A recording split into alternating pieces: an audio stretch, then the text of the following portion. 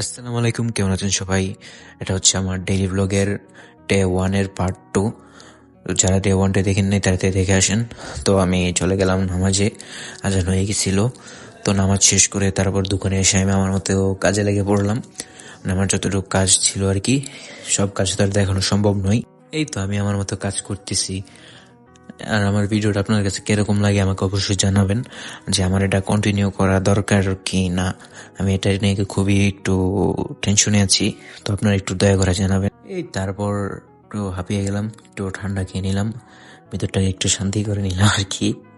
তারপর মাগরিবের আজান হয়ে গেল। সৌদির এইসব কাহিনী দেখতে দেখতে নামাজে চলে গেলাম। নামাজ থেকে আসার পর দোকান করলাম, তারপর হুট করে কারেন্ট চলে গেল। প্রায় 10 থেকে 20 মিনিট কারেন্ট ছিল না, তাই একটু খাওয়া দাওয়া করলাম, একটু মজা করলাম। তো যেটা দেখতে পাচ্ছেন কারেন্ট নেই, আমাদের ভাই নতুন একটা সিস্টেম বের করলো গরম করার। কারণ এখানে যত মেশিন আছে সবকিছু ঠান্ডা হয়ে গেছে, সবকিছু তারপর কারেন্ট আসলো, আমি আমার মতো কাজে লেগে পড়লাম। শর্মা শেষ, আমি এখন সসগুলি বানিয়ে নিলাম।